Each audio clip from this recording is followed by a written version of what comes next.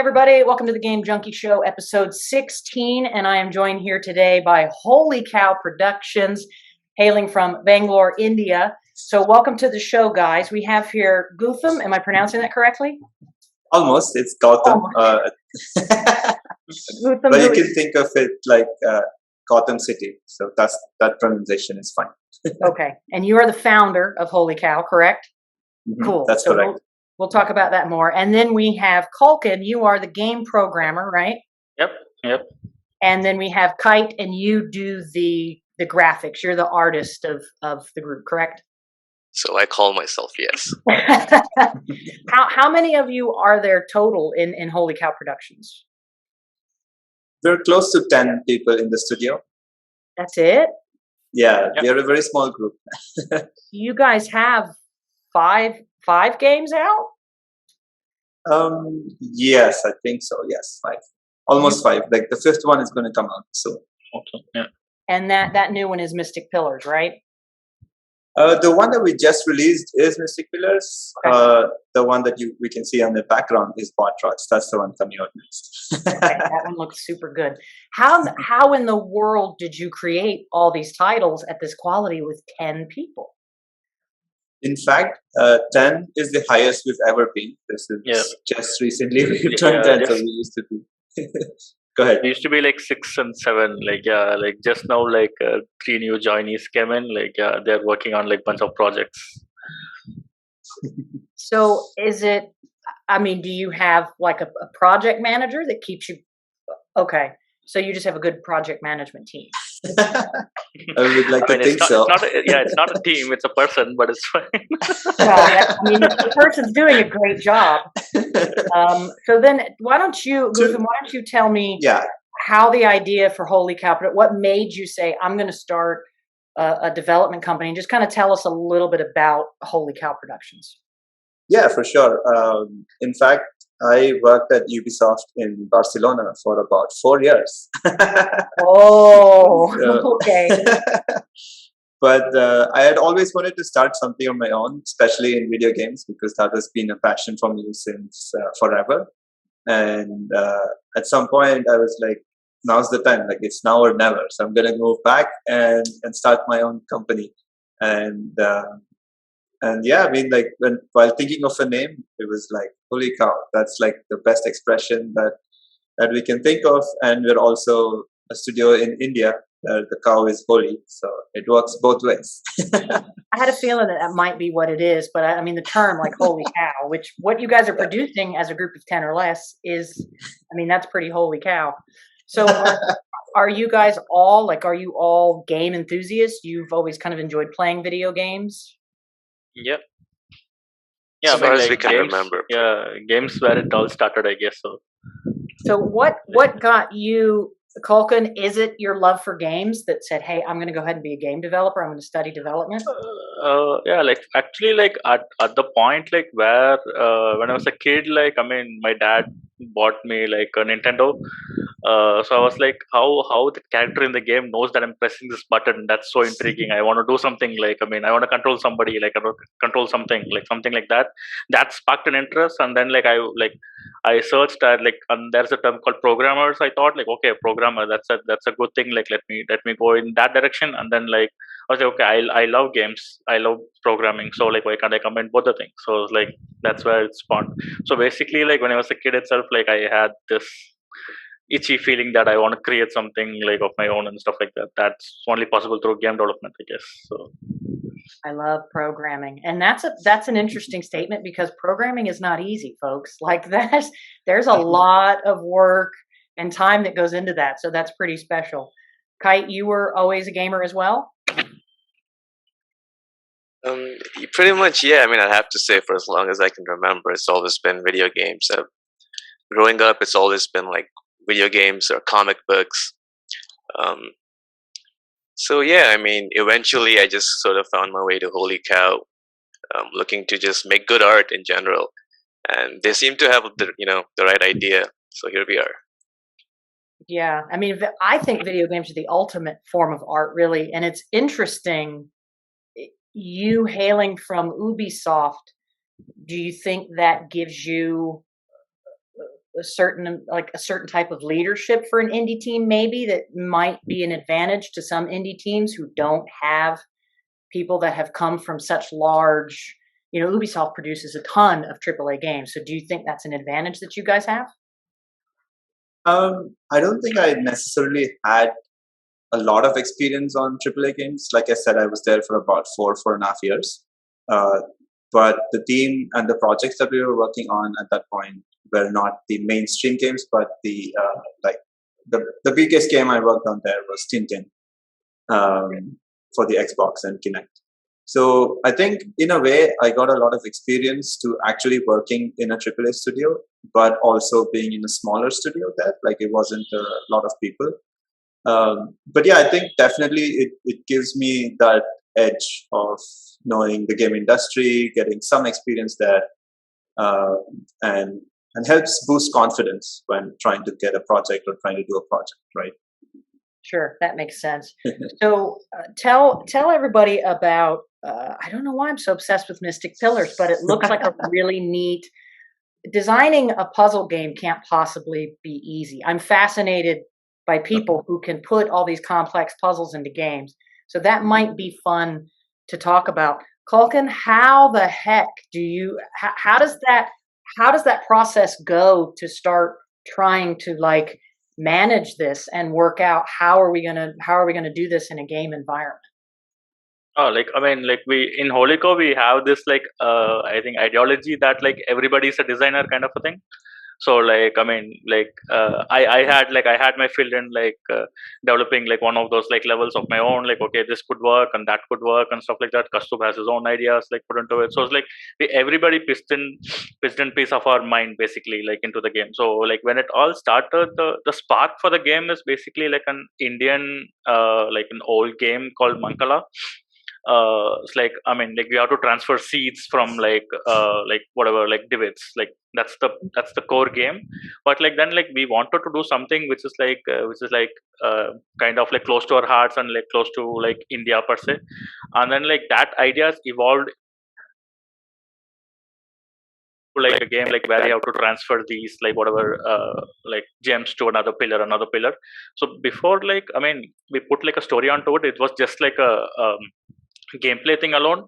We just gave it out to people, tested it out, and they were okay, we got feedbacks and stuff like that. We iterated it again, and then we were okay, something is missing still. It's not feeling it's a game. Then what can we do? Then we had a idea that okay, why don't we implement a story to it?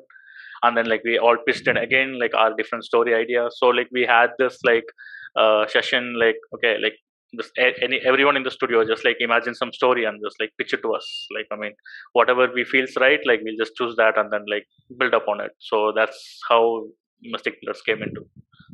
So that must be why the games, you can tell when people put passion into their projects. Is it because you guys are really you're one team? It's cohesive. Everybody has the same voice and everybody gets to kind of share their input on a project. So regardless of what your position is. So if Kite said, "Hey, I'd really like to do this for the story," and this on a technical side, everybody says, "Yeah, that's a great idea. Let's do it." I mean, is that kind of the mentality there?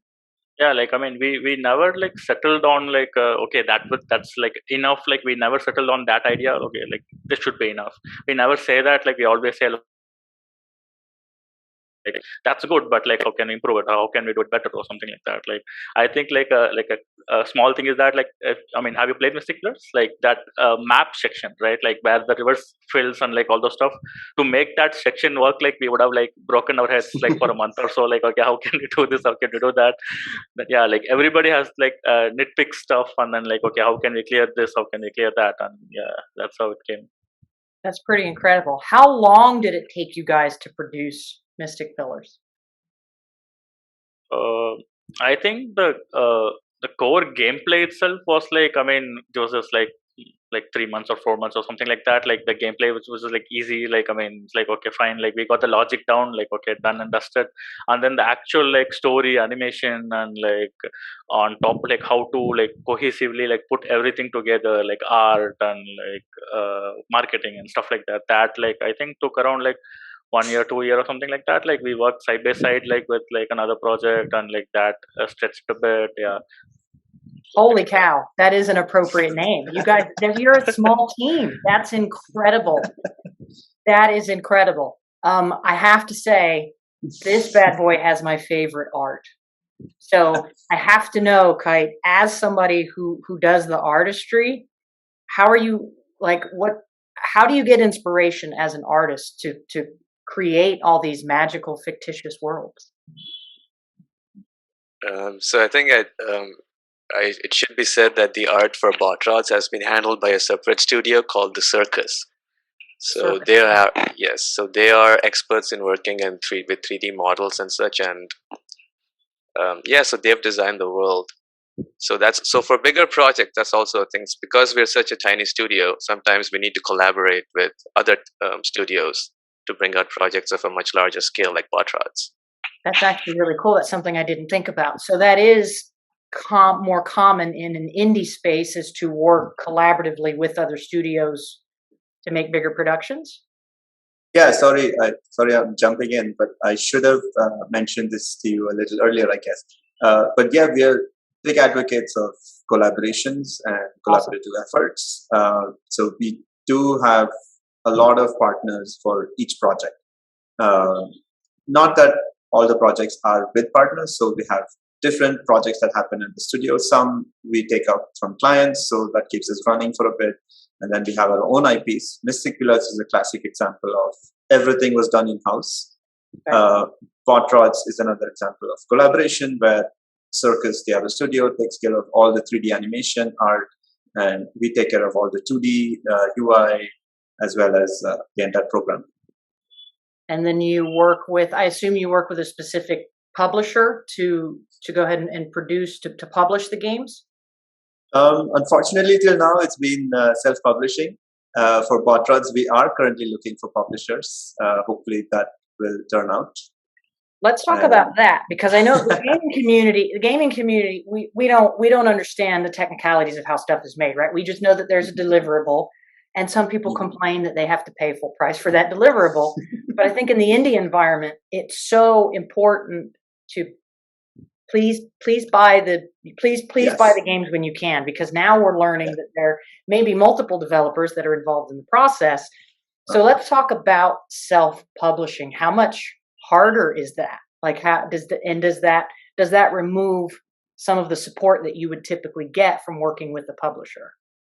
Oh yeah, I mean, it's super hard. I think we've also seen with Mystic Pillars, it's incredibly hard to get the word out there. And I think we're a bunch of introverts in the studio. And we're also, I think that takes over to the social media as well. So we're not that active, and we're not like very big on community and all that. So these are all been like lessons for us and what we've seen in self-publishing. So we don't get that reach that we need to make a game successful. And being a small time indie developer and like not having like a big portfolio, right? So it's also hard for us to make a case to publishers or to the game stores to be like, hey, can you feature us? Like, this is a game that we made, but then we are not tested in a way, right? So that's very difficult for us. We tried a lot with Mystic Pillars. We launched on iOS first, and then we launched on Android and Steam. And whatever we could, we've pushed it. And in fact, the port on the Switch was the last one that we made. And wherever we send it and whoever sees it, we always get good feedback. But our core problem has been that how do we push this out to more people? So that's been our biggest challenge with self-publishing.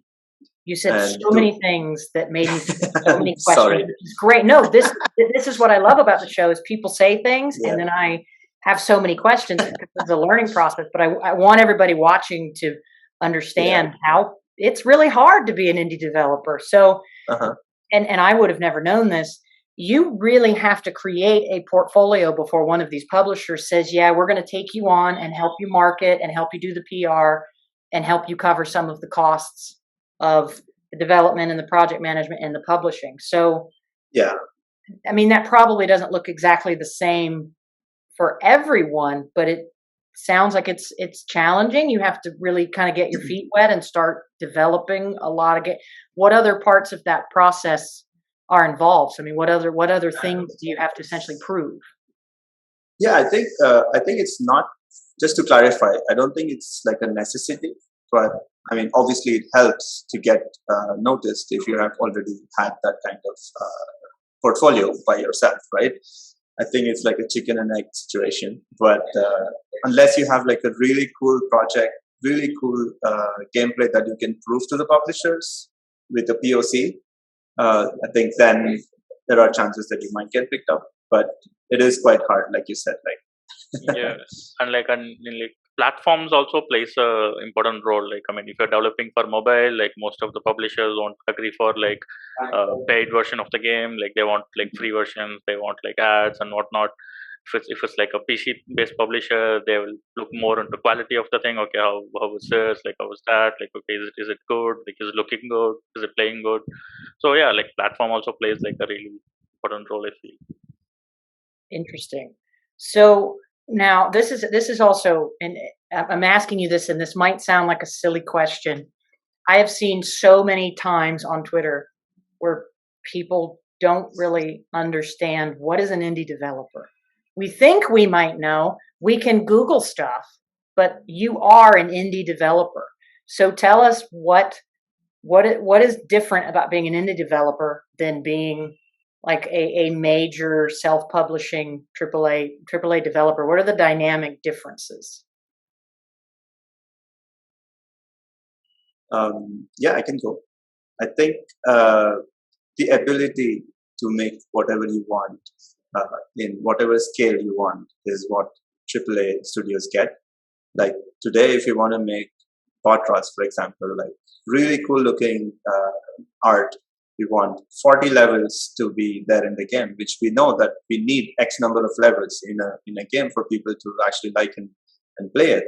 I think those things are so easy if you have all the resources. To get resources as well is quite easy if you're a AAA and even if you're self-funded, right? And obviously marketing and publishing aspect, that's a big plus. You can always reach out to your thousands of followers, millions of followers, and you can already make sure the game is a success, no matter if people have seen the game or not. But as an indie developer that you're self-publishing, you really have to prove yourself. The game has to be top-notch to become a hit, and that's how you can start generating revenue. And again, revenue is another thing. So as indie devs, I think a lot of us are self-funded, bootstrapped, and that also is a big factor to also get resources and the rest of the things I just mentioned. That makes And like sense.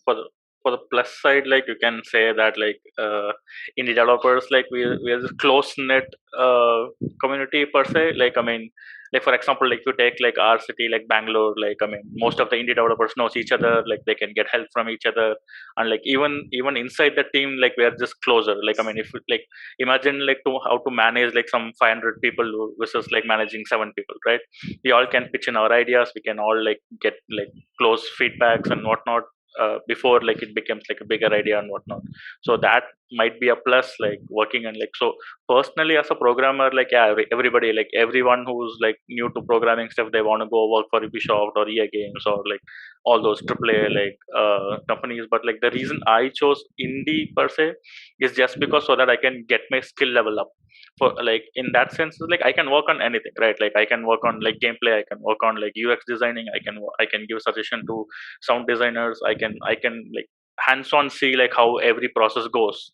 So that like gives me like more experience than like going into like some AAA game company and like sitting in one computer and like okay, like one thing I know is how to game program, like that's it, and then you will never learn anything unless you're so close. So yeah, that's like a plus thing if you take like indie development.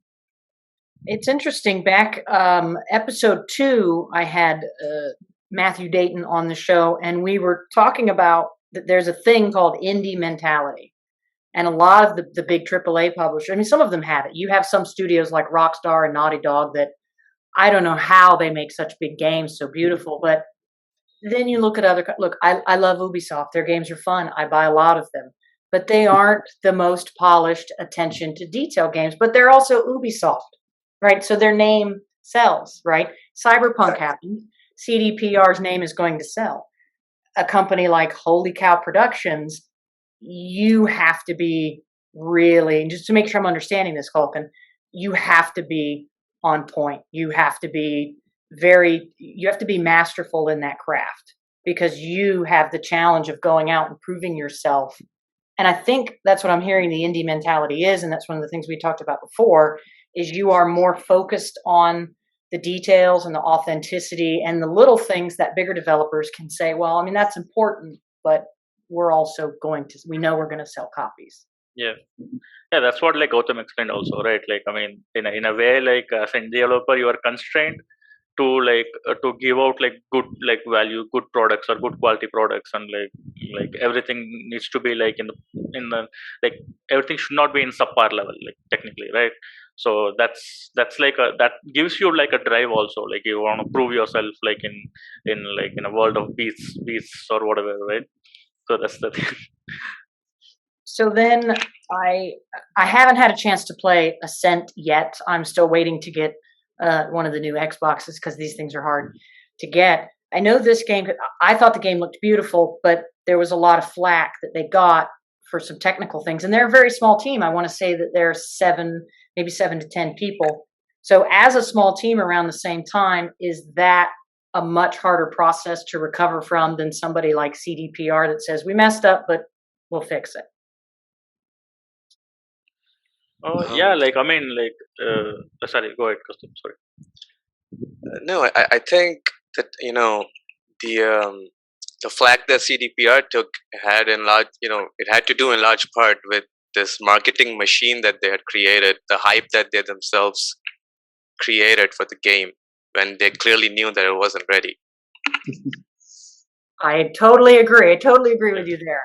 So really, indie developers, small teams don't have the luxury of rushing projects or making the kind of oversights. You guys can't really afford to go, well, so you really have to be very masterful in your craft, is what I'm hearing.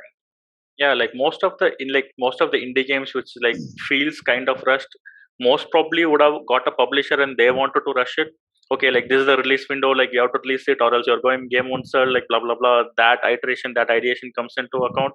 That in turn like gives like pressure and like whatever like on the developers. Like so like I mean they couldn't do anything. The deadline is tomorrow, you have to release it, right? Or else like publisher will back off. Like I mean that sort of thing will happen. Like but you've like technically if it's like a self-published thing, personally I would say that like okay, if an indie developer self-publishes a game, that will be like have like I mean I won't say there won't be no bugs, but there will be like minor bugs, like there will be like ignorable bugs basically, like I mean like it'll be like in a good quality, like that's what I feel like. So that's the advantage you guys have with self-publishing right now, is you don't have to be, because that was one of the questions that Goutham, you'd made me think of some things. The advantage of not working with the publishers, you don't have as much control of saying, we're going to censor this, we're going to change that, and we're going to do it all within this window. So you guys get the time, even though it's harder and more expensive for you, you get the time to make these precise games that run really well and are very stable.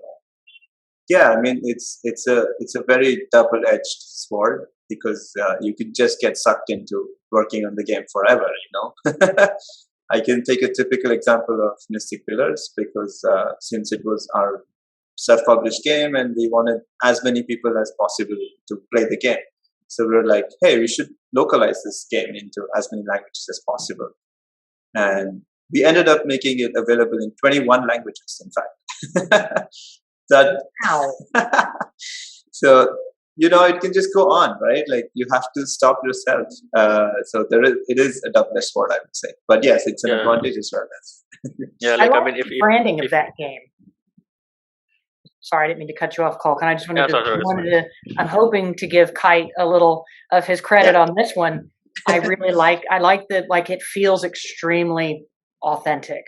I haven't purchased it for the Switch yet, but I decided to say this looks pretty cool. I want to YouTube it a little bit. It looks really authentic. It feels all the culture it has in it. Like it just feels really good. It feels like you're in this world that's in India. It's actually pretty cool. You're You're muted. muted. You're muted. My bad. That's okay. Yeah, so yeah, we're really glad that you do think so, and I think it basically, I mean, it calls back to the thing that you said, that if you are passionate about, you know, whatever you're creating, it does show through. We truly do believe that. Yeah. So yeah, How- I mean, it was authentic, it was heartfelt. So I mean, yeah, I mean, hopefully that's coming across. I mean, I certainly felt it. I'm in awe. I mean, all aspects of video games I think are insane. It's every form of art you can imagine combined. But the art it's because I have no artistic skill whatsoever. And I'm so jealous of people who are artistic, but it's insane to me how creative I mean, you're 10 people, and to be so creative, how in the world are you constantly coming up with ideas? Like, what are there certain people that inspire you, or certain games that inspire you? I mean, how in the world are you guys this creative?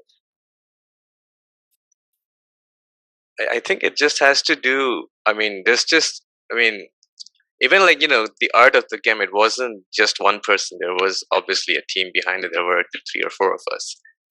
And that's the thing, because when you work on something alone by yourself, you tend to, you know, get tunnel vision. And when you have people around you to sort of pull you out of bad ideas, it does help. And as far as just, you know, being inspired goes, I think it's just, you know, the wealth of sheer media that we consumed growing up, all of the cartoons, all of the comic books, all of the video games, in fact, that we've played, all of the movies.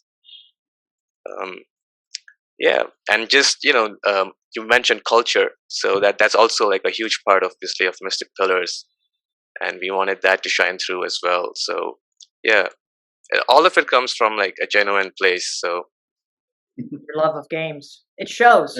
You can. I felt like I was like, these guys have to be gamers. Like, looking through the portfolio, I'm like, there's so many different genres of games you produce. I didn't think your team would be this small, actually. You have to love games to understand all these different genres. It's one of our unwritten requirements that you have to be a gamer. Really? That's actually really cool. Well, it's the term we use here is eat your own dog food. So like, if you're a mechanic whose cars never run, it's like, shouldn't your car? So you guys are eating the dog food. Essentially, you're all gamers. So tell me a little bit, in being in India, are there any limitations for you? Like, I know I had talked to some indie developers before, like in Malaysia and the Philippines, that said it's very hard to get dev kits because of the way their customs is set up. So sometimes they have a lot of challenges getting hardware, or sometimes they may have limitations that government might put on them with. So is there any of that you can kind of share, like what challenges you might have there? You might need another call for this. They have a lot of challenges.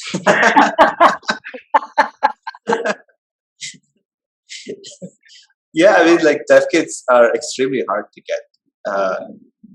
Like Xbox and Nintendo and PlayStation, these are all the big ones, and it's really almost impossible to get dev kits. Like, if you talk about Nintendo doesn't officially sell consoles in India. Forget dev kits, right? Like, you can't even get, like, you can buy it because people are importing and reselling it, but they don't officially sell it because it has to go through a process from the government, as in, like, you have to get the products approved. And I think console makers are not sure if it's worth all that expense. Maybe I can't speak for them, obviously, but that's what my best guess would be. Wow. Although sorry, go ahead.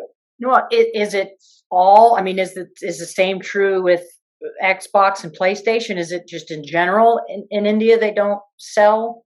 It has been.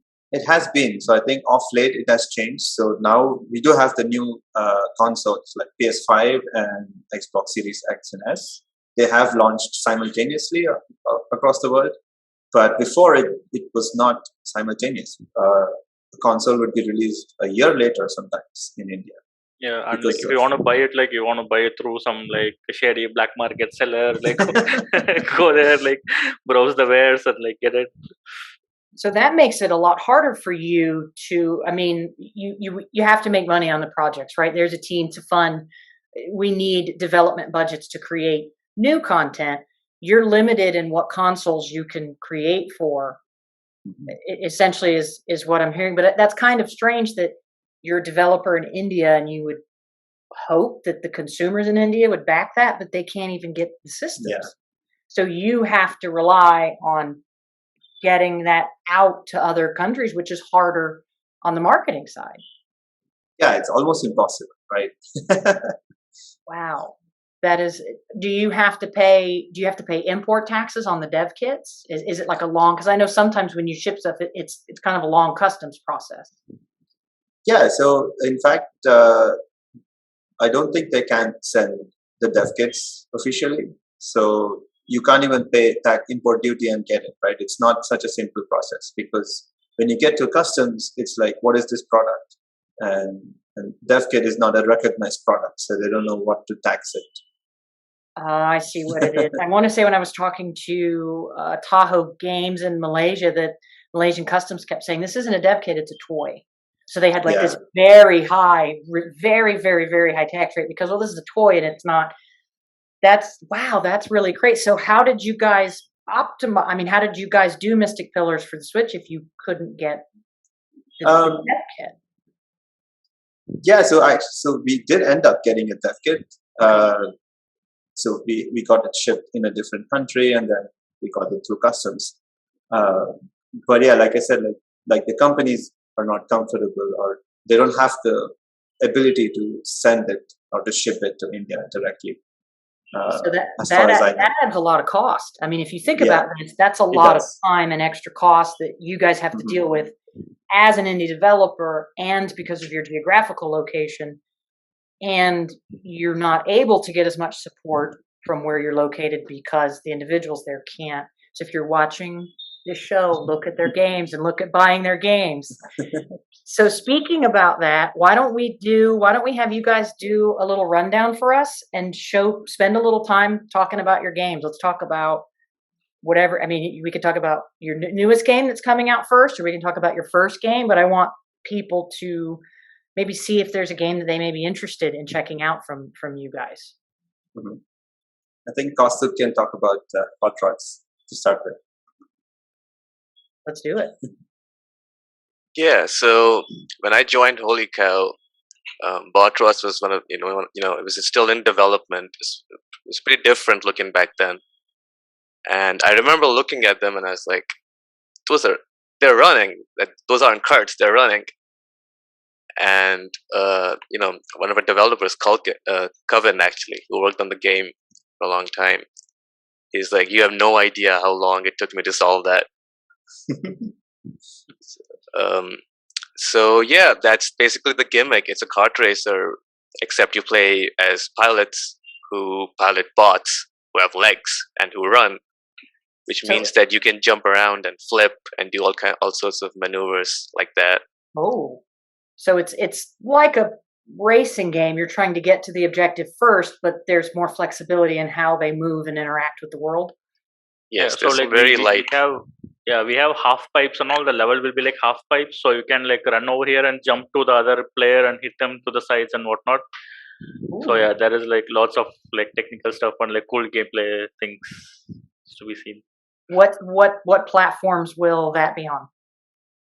I think it's PC, Xbox, and PlayStation for the first, and then like we said like we'll think about Nintendo, because like I mean it's developed on Unreal and we don't know how to port it to like Switch and like whatnot, because like I mean Unity it's much more easier, but like I mean we haven't made a Switch version like of any Unreal project, so like we're just like unsure on that. I think I might actually get that. That sounds really fun. That sounds like a fun family-friendly game, which is great too. Now, correct me if I'm wrong. Is Zenith an RPG kind of? Okay. Yes. I love RPGs, and those are crazy hard to make. So why don't you guys sell us on Zenith? Tell us a little bit about that game. Yeah. So Zenith is by Infinicon Games, which is based out of Barcelona. So they're another startup indie company that started at the same time we started Holy Cow. And Did you guys have any involvement in making the game? yes, so we did the entire programming and a lot of the character animation of the game, and That's porting cool. it to all the consoles and everything. Yes. So that's another collaborative project. Yes. How cool. Definitely. That's so cool. And Go yeah, ahead. Zenith is also an RPG, and it's a comic take on the entire genre. So if you like comedy and you like RPGs, this is definitely a game that you should try it out. I like Yeah, both of that those is things. there is tons of Easter eggs like you can look out for. And then, well, we talked about Mystic Pillars a bit. So what other, you have a car racing game. I can't remember the name of it. Rift Champions. Yes. Yeah. Yes. So let's talk about that. Rift Champions is like I mean, like that's been in development. Like I think like when we first started Holy Cow, it's been like I mean it went through a development hell like on its own. Like I mean like we couldn't get publishers because it's like another car racing game. Nobody wants to have it. Like but the game itself has like a unique thing is that like you are just like drifting like all time long. Like basically it's like a drift game but with race, and like you can save your ghosts, and like we can customize your car, and like that's about it, I guess. Somebody's trying to knock over some of the stuff here. He's like, oh, I'm going to bip this around. Are there any other games you guys have out that I missed that we haven't talked about? There is Bad Dream Brigade. It's Yeah. like a interactive storybook game like for kids. That we basically collaborated with like an artist who lives in UK, Joe Litchfield. She actually like illustrated, like she does like books and like storybooks and what sorts of, but like we took her, we collaborated with her, like, and we took her like scanned copies and we made into a game. Like there is like mini games in it, like it's just for kids. Like I mean, you can check it out. That's really cool. What systems is that on? It's on like iOS and Android. I might get that for my neighbor's little one. That sounds like one that she'll enjoy. Anything else that you guys would want to share before we wrap up? Anything about the company or the team, or kind of any messages for folks that are watching? Or do you feel like we covered everything? Just keep consuming good content. You know, it'll keep inspiring you to create. Okay, well, there you have it. The folks from Holy Cow Productions. Make sure that you guys check out their website below. It's in the pinned post. You'll be able to follow them on Twitter as well. Definitely check out some of their games. It's so important to support the indie dev space. These guys are the heart and soul of the gaming industry, and this is what inspires AAA studios, because everybody started somewhere. So thanks so much for your time and for coming on the show, guys. It was awesome. Thank you for having us. All So right. it's fun. Good. I'm glad you had fun, and thanks for watching, everybody. I will see you guys next week.